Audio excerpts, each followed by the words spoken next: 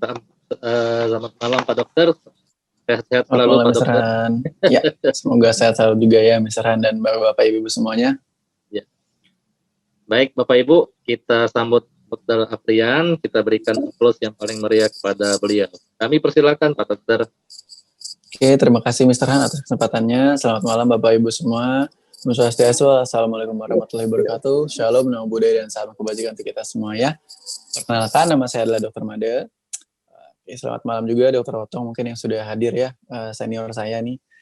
Semoga pada malam hari ini kita bisa berdiskusi dengan baik ya, menambah wawasan. Mungkin apabila ada yang salah mungkin bisa ditambahkan ya, mungkin dari Dr. Otong. Mungkin kita bisa langsung saja masuk ke topik insomnia dan nanti di akhir sesi kita bisa berdiskusi ya. Saya izin screen sharing terlebih dahulu.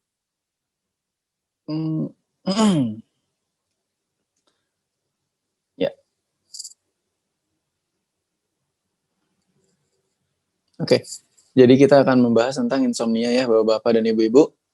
Jadi memang ini penyakit gangguan tidur. Dari definisinya sendiri, insomnia merupakan kesulitan dalam memulai atau mempertahankan tidurnya.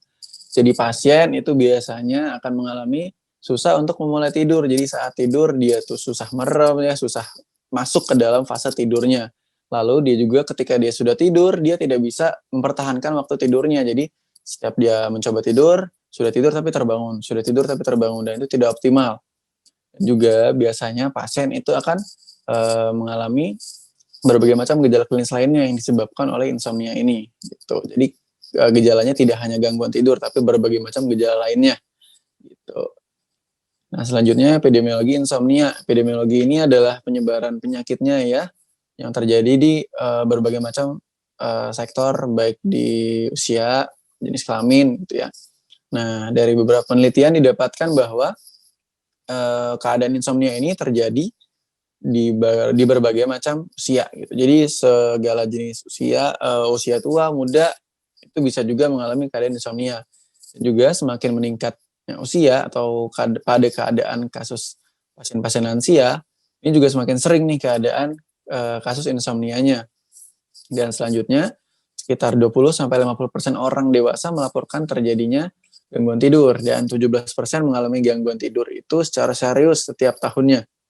Dan di Indonesia sendiri, itu prevalensi insomnia sekitar 10% ya, yang berarti itu ada 28 juta orang dari 238 juta penduduk Indonesia yang menderita insomnia. Jadi memang cukup banyak sekali ya orang-orang yang menderita insomnia, terutama di Indonesia. Kan bisa berbagai macam usia dan faktor risiko lansia ya, semakin bertambahnya usia itu juga bisa memperparah keadaan insomnianya. Oke. Ini saya ambil dari Kemenkes. Ini adalah kebutuhan tidur sesuai usia.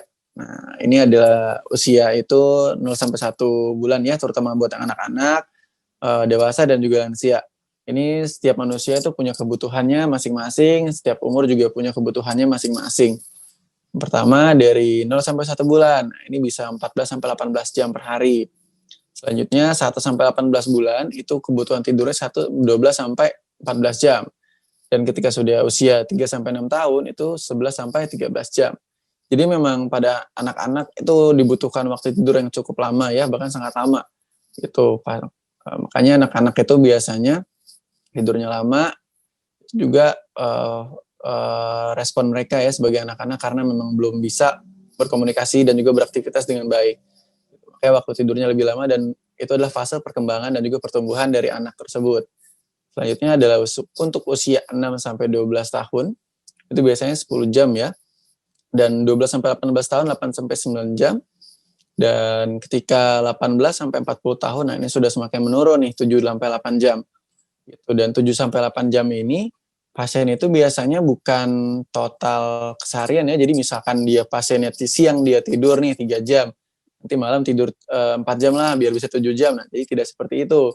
Jadi memang tidak bisa diakumulasikan dan ini biasanya tidur 7-8 jam ini harus didapatkan pada malam hari karena pada malam hari itulah hormon-hormon kita berkembang, metabolisme, regenerasi sel dibantu oleh fase tidur. Jadi memang tidak bisa dijumlah-jumlahkan ya dari tidur siang, tidur pagi, dan juga tidur malam gitu. Jadi memang tidur harus 7-8 jam pada malam hari gitu.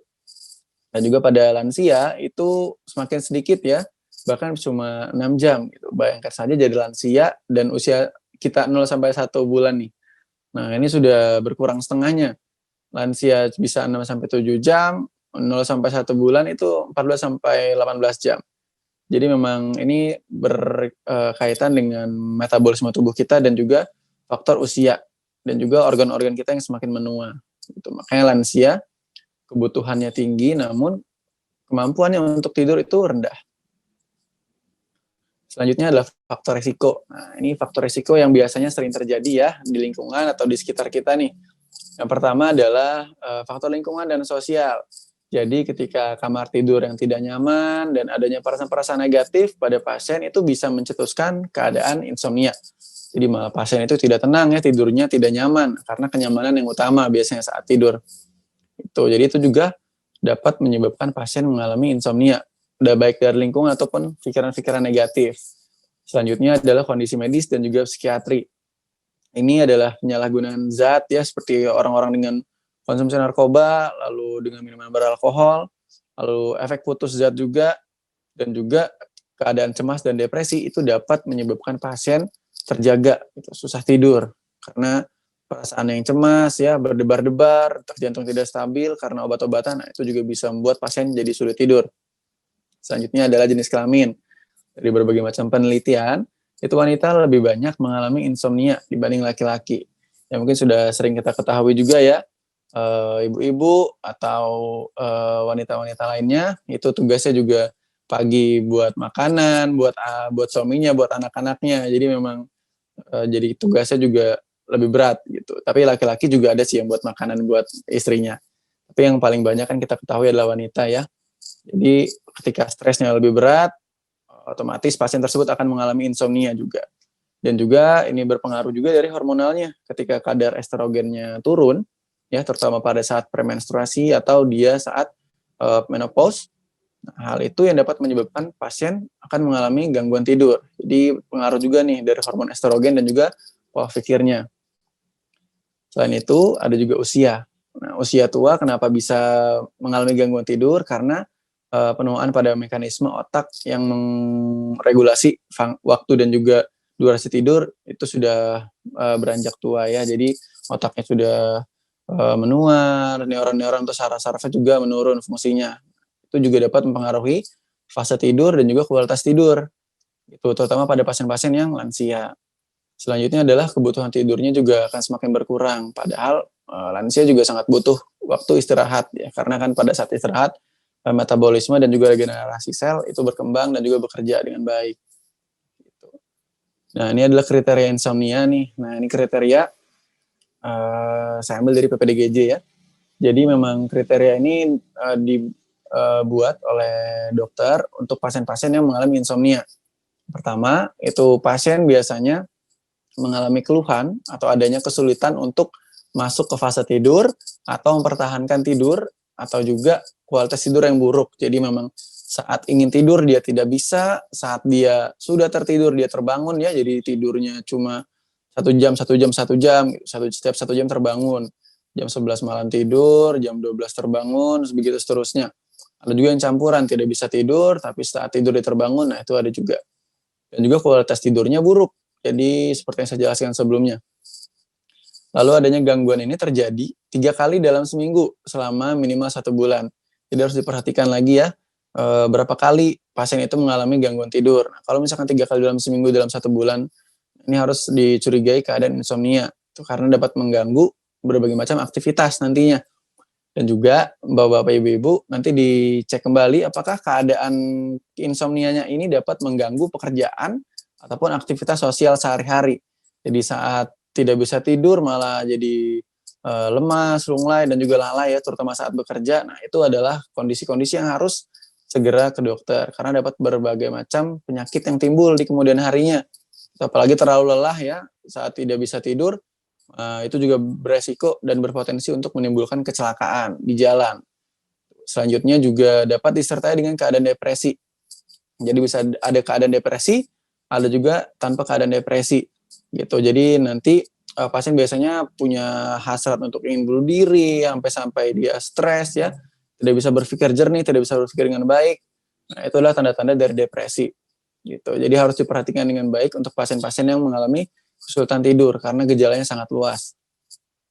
Nah, ini penata laksanaannya. Jadi penata laksanaan dari insomnia itu ada non farmakologis dan juga farmakologis ya.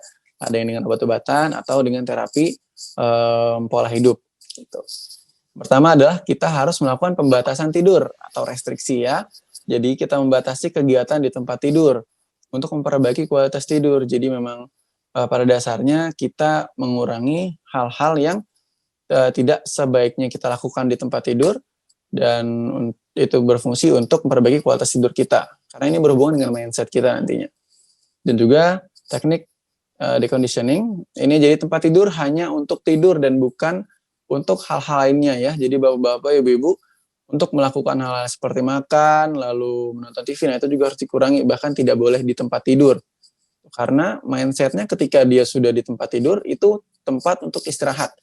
Jadi bukan tempat untuk bekerja, bukan tempat untuk makan. Karena ketika mindset bapak-bapak dan ibu-ibu di sini tempat tidur bisa tempat makan dan juga tempat bekerja, nah di situ pasien akan mengalami kesulitan untuk tidur, gitu. Karena dia cemas. Hal cemas ini nantinya akan membuat pasien dia bisa tidur. Nah, ini adalah saran dari sleep hygiene. Sleep hygiene ini tindakan yang bertujuan untuk pasien dapat tidur dengan nyaman ya. Jadi yang pertama itu menjaga waktu tidur dan terbangun agar konstan. Dan juga bahkan saat hari libur. Jadi harus diingat juga ya bapak-bapak dan ibu-ibu, ketika hari libur itu memang tidak seharusnya begadang dan juga tidak seharusnya bangun terlalu siang. Karena ketika dia begadang, paginya bangun siang, siang harinya dia mengantuk berat, siang harinya dia tidur banyak, dan malam harinya dia malah susah tidur. Kebesokan harinya seperti itu terus, itu akan menjadi lingkaran setan. Jadi pasien akan merasakan keadaan yang selalu lelah. Gitu. Lelahnya juga dibuat sendiri, karena pola tidur yang tidak baik. Selanjutnya, saat sudah di tempat tidur, hentikanlah ya untuk kegiatan nonton TV, membaca buku, atau bekerja. Ini seperti yang saya katakan sebelumnya. Jadi berhubungan dengan mindset, harus komitmen juga tempat tidur hanya untuk tidur. Jadi tidak boleh melakukan pekerjaan dan juga bermain handphone. Karena itu dapat mengganggu siklus tidur. Ya, selanjutnya juga hindari tidur siang. Nah, hindari tidur siang ini untuk orang-orang yang sangat suka ya tidur siang, itu otomatis energinya juga banyak nih pada saat siang hari, apalagi kalau tidur siangnya lama. Jadi tidur siangnya lama, nanti saat malam dia tenaganya penuh, jadi tidak ada rasa ngantuk, tidak ada rasa lelah, otomatis pasien akan begadang. Nah, ketika dia begadang sampai subuh, nanti misalkan dia akan tidur paginya, dan seperti itu terus. Jadi makanya hindari tidur siang, dan kalaupun tidur siang, itu disarankan 1-2 jam. Ya. Jadi jangan terlalu lama, karena itu akan mengganggu siklus tidurnya. Dan juga pasien harus berolahraga nih secara rutin 3-4 kali per minggu. Namun hindari berolahraga di sore hari bila mengganggu waktu tidur nantinya. Jadi memang ketika berolahraga itu kan metabolisme kita meningkat ya bapak-bapak dan ibu-ibu. Apalagi saat olahraganya seperti lari atau nge-gym atau jogging gitu ya. Nah itu kalau bisa jangan di sore hari, karena otomatis ketika dia berolahraga otot tubuh akan mengalami stres gitu. Jadi nanti bisa mengalami kelelahan, pegal-pegal, berkeringat, dan juga berdebar-debar nantinya. Nah, hal itu yang terjadi dapat menyebabkan pasien mengalami gangguan tidur. Jadi sebaiknya olahraga harus dilakukan pada pagi hari ya. Jadi jangan sampai sore atau malam hari, karena akan mengganggu siklus tidur. Karena efek dari olahraga juga cukup lama, metabolisme akan meningkat. Selanjutnya, hentikan atau kurangi konsumsi alkohol ya, kafein, rokok, dan juga substansi lain yang dapat mengganggu tidur. Jadi dari kafein sendiri banyak ya, ada kopi, ada juga teh. Nah, itu makan minuman-minuman yang dapat mengganggu siklus tidur karena kita akan terjaga dibuatnya. Bisa berdebar-debar juga. Jadi disarankan untuk konsumsi susu ya, karena dapat meningkatkan hormon melatonin sehingga dapat menjaga siklus tidur dengan baik. Gitu. Selanjutnya adalah sebelum tidur lakukan aktivitas yang dapat menenangkan. Jadi memang harus menenangkan diri ya, harus rileks, jangan bekerja, karena kalau kita bekerja otomatis stres, dan stres itu efeknya juga lama. Ini bisa dilakukan yoga ya, tarik nafas, hembuskan seperti itu. Juga bisa menggunakan ion negatif nih. Nah, ion negatif di sini berfungsi untuk menstabilkan hormon-hormon, di mana hormon tersebut salah satu adalah serotonin. hormon stres, di mana ketika kadarnya terlalu tinggi atau terlalu rendah, hal itu dapat menyebabkan keadaan pasien susah tidur. Nah, ketika hormon diregulasi dengan baik, itu peredaran darah lancar, rasa tenangnya juga cukup, dan juga dapat membantu siklus tidur. Namun apabila tidak membaik dan juga penggunaan sleep hygiene serta pola tidurnya sudah diatur sedemikian rupa tapi tidak ada perubahan, tetap harus langsung kontrol ke dokter ya. Karena kita akan cari tahu bersama, kita diskusi, dan kalaupun harus diberikan obat, kita berikan obat sesuai dengan kebutuhan pasien. Seperti itu. Ya, dan mungkin itu saja terkait insomnia. Saya ucapkan terima kasih kepada bapak-bapak, ibu-ibu yang telah menyaksikan. Mungkin apabila ada pertanyaan, saya persilahkan. Selamat malam. Baik, terima kasih Pak Dr. Rian atas penjelasannya tentang insomnia.